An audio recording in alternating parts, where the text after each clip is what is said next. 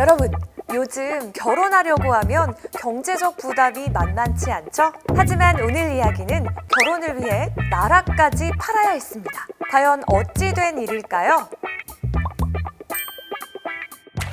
1472년의 오늘인 2월 20일, 당시 노르웨이의 왕 크리스티안 1세는 자신의 딸 마가렛을 스코틀랜드의 왕 제임스 3세와 결혼시키기로 했습니다. 지금으로 치면 혼수와 같은 결혼 지참금으로 노르웨이는 금화를 지불해야 했는데요.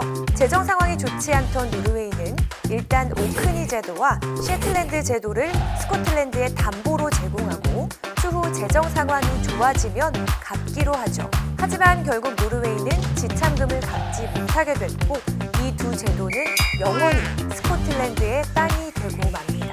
이 사건은 단순한 결혼 거래가 아니라 유럽 영토의 지형을 바꾼 중요한 역사적 사건으로 평가받고 있죠.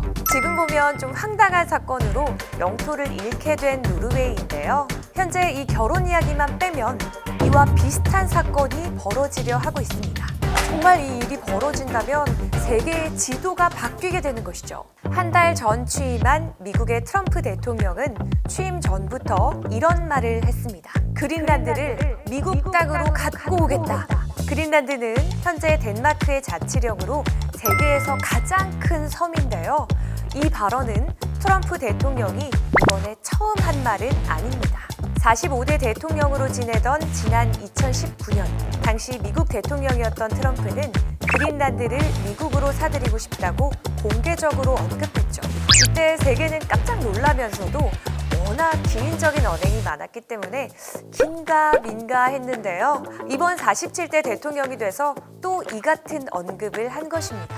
그린란드는 얼음으로 뒤덮여 있지만 풍부한 자원과 전략적 군사 요충지로 주목받는 곳이죠. 당시 트럼프는 그린란드는 큰 부동산 거래 같은 것이라고 말하며 매입 가능성을 언급했습니다.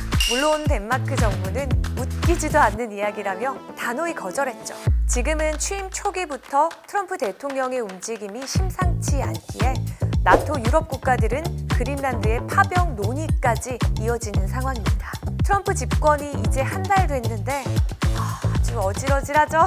그렇다면 그린란드의 경제적 가치는 얼마나 되기에 트럼프 대통령은 그린란드를 문턱 들이는 걸까요? 2015년 기준으로 그린란드의 GDP는 약 22억 2천만 달러로 추산됩니다.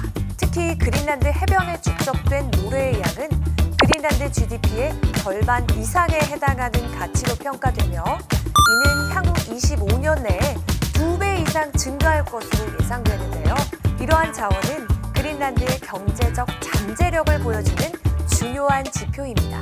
뿐만 아니라 석유는 전 세계 매장량의 약 13%, 천연가스는 전 세계 매장량의 약 30%, 희토류는 전 세계 수요의 약 25%를 공급할 수 있는 양이고 이 밖에도 다이아몬드, 금, 납, 아연, 우라늄 등 다양한 천연 자원이 그린란드에 있습니다. 그야말로 지구의 보물섬이죠.